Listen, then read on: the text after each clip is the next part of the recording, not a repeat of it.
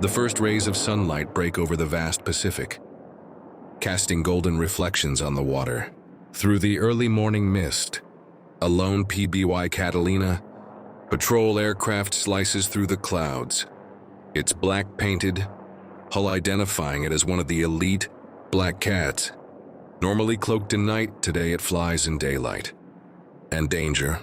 Inside the Catalina, radar operator Petty Officer Jiro Mason watches the screen light up with dozens of blips. Unknown aircraft, approaching fast. From the east, he leans forward, heart pounding. These weren't reconnaissance scouts. This was something bigger. Aboard the USS Princeton, Lieutenant William Red Hanley inspects the deck's anti-aircraft batteries. A veteran fighter pilot, Red senses something isn't right. The air is too still, the sea too quiet. Orders come in, prepare for aerial engagement. 6F Hellcats roar to life and take to the skies. Known as the Grim Reapers, these pilots have faced death more times than they can count. Red leads the squadron into the rising sun. Their mission: intercept the threat before it reaches the fleet. Miles away, hundreds of Japanese Kamikaze pilots climb into their Zero aircraft. Some recite prayers, others silently stare ahead. Each carries the rising sun flag. And a single bomb. None are expected to return.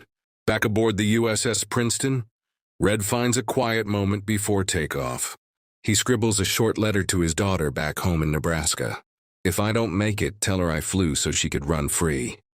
The ink smudges as the general quarters alarm begins to wail. In the Catalina, Mason stares at the radar. Over 30 aircraft now. The wave is coming. He radios the fleet. "Incoming.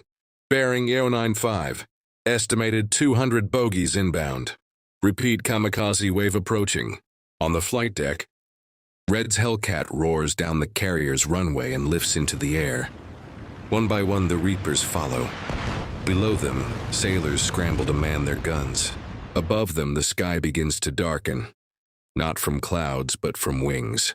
Anti-aircraft guns erupt in flame. Red spots the first wave of Zeros. "Engage all targets," he barks into the radio. Explosions fill the sky as Reapers clash with Kamikazes in a violent ballet of fire. Steel and smoke. 1-0 breaks through the defense and begins its final dive toward the USS Gambier Bay. The ship's gunners take aim, but it's too late. A blinding explosion rocks the vessel as flames rise into the sky. Red sees another Kamikaze breakthrough, this one heading straight for the USS Princeton. With no time to intercept it directly, he banks his Hellcat hard and gives chase. "I've got one on a direct line to the ship. I'm going after him. Alone if I have to." The Kamikaze and Red's Hellcat draw closer. Closer. The radio goes silent.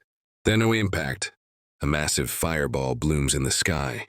Both planes vanish in a burst of light, debris scattering across the ocean like burning leaves. In the Catalina, Mason hears only static. "Red, do you copy?" "Grim one." "Respond."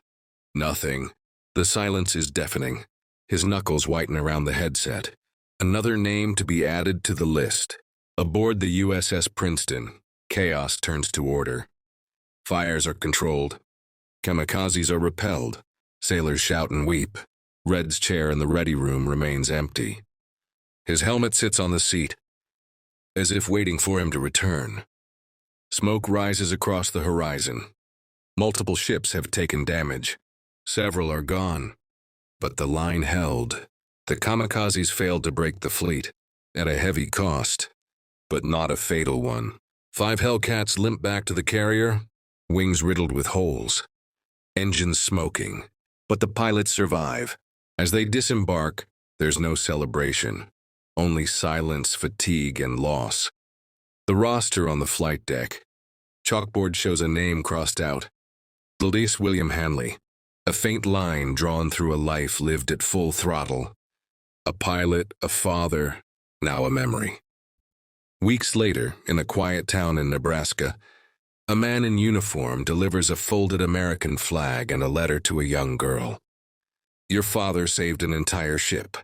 Sweetheart, the officer says, his voice barely steady. The girl clutches the letter, too young to understand its weight. Years later, a new generation of pilots takes to the air, but the name Grim Reapers remains, etched in the legacy of Red and his crew. His sacrifice becomes part of the lore whispered between squadrons. As the sun sets over the Pacific, Red's voice echoes over the closing image. We fight not to live forever, but so others may. Fade to black, dedicated to those who never came home.